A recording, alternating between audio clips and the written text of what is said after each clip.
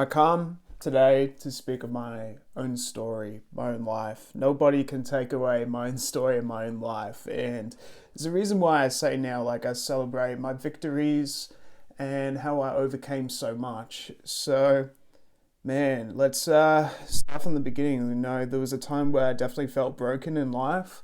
And for example, no, I was bullied pretty heavily in school. When I was 17, for example, like a teacher actually hit me on the back of the head and actually fully, kicked the back of my chair. This was during a work experience, man. There were other times where kids used to, hit me a lot, or, I used to get in a lot of fights and I used to get suspended for it, and it was just like a whirlwind. It was non-stop. I kept getting like in trouble and there was no way I could defend myself. The system was broken, man, because no matter what I did, like I was always shut down, shut up. And there were plenty of times where I definitely was in the right and I was always just discriminated against, like even from the jump, like moving from the UK, you made fun of because of your voice, or you made fun of, or just bullied, just straight up bullied, man. Yeah, it's just, so I was bullied at school, definitely mistreated, quite a lot. And it was really hard, going through bullying like that. And it definitely has a psychological impact, even now when I'm almost turning 30. And I've talked to some teachers post school, and I don't think they even realized what was going on, man. How extreme it was, or how bad it was. Like, it was to the point where, I was thinking of ending my life, a lot of times in post school, like I was so confused and I went through a lot of similar issues. But this was consistent, man. Man. And then from school, went to uni to do music, even though the music teacher always told me, like, no, don't do music, And he was a part of the problem. The music teacher at school was a part of the problem. So anyway, I still ended up going to music uni, and I went to AIM. Once again, didn't fit in, didn't find my space. Same with church, like at the time, like didn't fit in, didn't find my space. Was always put down and everything. And through AIM, I did find a lot of really good friends, but there were definitely moments where I definitely felt shut down. And I ended up working for the uni, doing a lot of jobs, creating content. But at the end of it, they shut me out completely, and they told me there's no more work for you, and they replaced me with someone else. And that was heartbreaking, because it was like, I put so much effort into this, and it was just constant effort and swimming upstream. And before I was washing dishes and getting treated horribly. Like, there is an issue here where people treat young people so terribly, man. It's not cool, and it's not on. I was getting that happening, and calling names, people calling me names, whatever they could. They were just trying to bring me down. And I was just resilient, and I just kept going. And I was made to do so many terrible jobs, like washing dishes, or, I was made to stand out of a store at Phone King and just hand out balloons. That was all you did, because for me, I was worthless to people, And it wasn't until I started doing the film and photography work that actually people started realizing, oh, this kid's actually worth something in life. You know what I mean? And it was hard, incredibly hard. And even starting YouTube, like at first, like it was incredibly hard of a journey. But I was so resilient that I just kept going. And of course, like you get the people commenting about making YouTube videos, and yeah, it was so hard. And not to tell like the story of my own family and stuff like that. And it's just like, no one believed in me. I was constantly getting shouted at, and constantly just dealing with so many issues.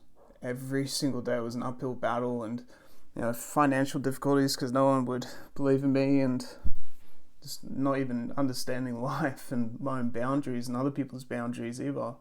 It was incredibly hard, and I was bullied. I was shut down for so long, and even like my last job, like they wouldn't even give me a employment separation certificate for like 2 months, and 2 months has gone by and I've not even been able to get an employment separation certificate so I can get financial help. You know what I mean? So, and every place I went to, like, they would just shut me down. Fair work, just shut me down.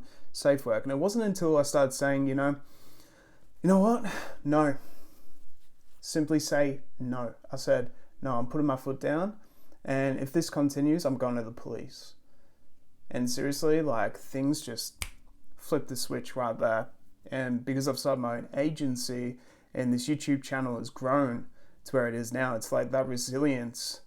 And even everything in my life, like, people respect me now that they know me and my own story and my own trials and tribulations, through mental health, through this darkness, through literally, like, and almost ending my life, like making that choice of almost ending my life and then carrying on.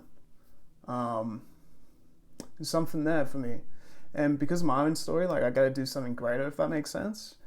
And it's such an intense story, and this is only the highlight of the story and the highlight of the oppression that I've been living with my whole entire life until now, where I've said no.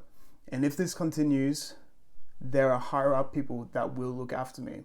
And now I've got a team of people that will look after me too. You know, I'm in that place where now I can say no. I can have a place where now I have boundaries. And I have a place where now I'm in control. You know what I mean? So that's something that I wish I knew 10, 20 years ago. Is, you know, my mom and my dad were saying, you know, you deserve more. But I didn't know how to do it, man. And I went through so much hardship and so much oppression and people just passing the blame on, or no one taking the blame, or even just looking after me, but in a proper way. Like, people saying, yeah, I'll look after you, and then just like doing things that are necessarily kind of illegal, like just using me to do things against the law for like workplace activities. You know what I mean? So you got to really be careful about who you trust and the right people, but it's so hard when you don't know. That's the truth, the cold hard truth, man. But yeah, like, what changed is just like boundaries for me. Is just the ability to say no, and then starting this agency, and then having this confidence, and then finding God. To be honest with you, like, without God, I don't think I would have made it this far. Because something told me to like carry on living, and I think that was God, to be honest with you.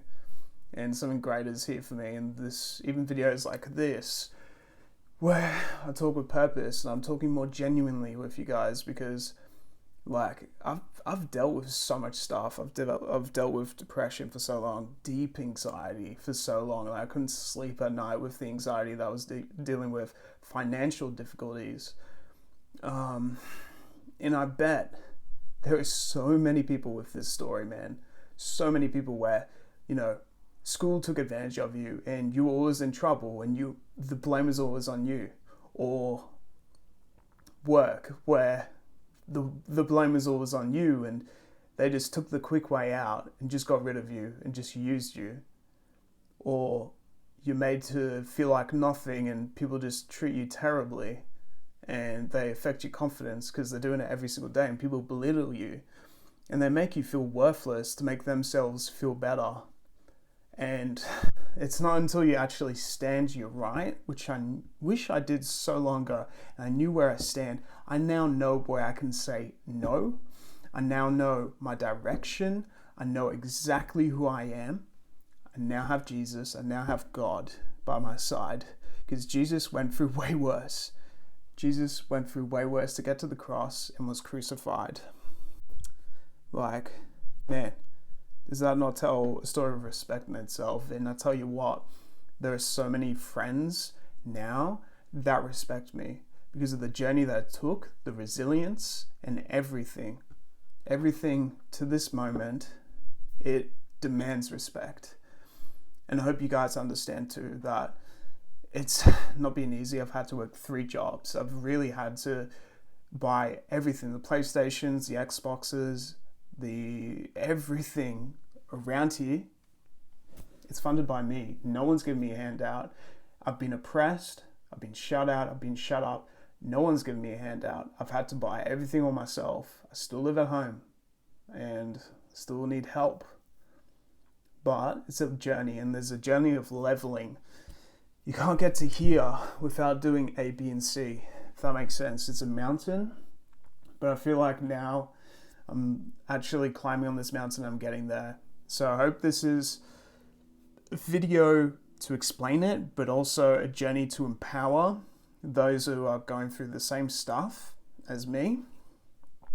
I just actually pray for everyone, man.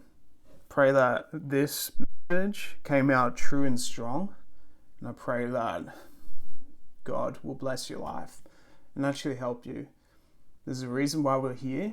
There's a reason why I'm here, to do some bigger stuff and bigger projects, to be there for you guys, So that's just me, man. Thank you for watching.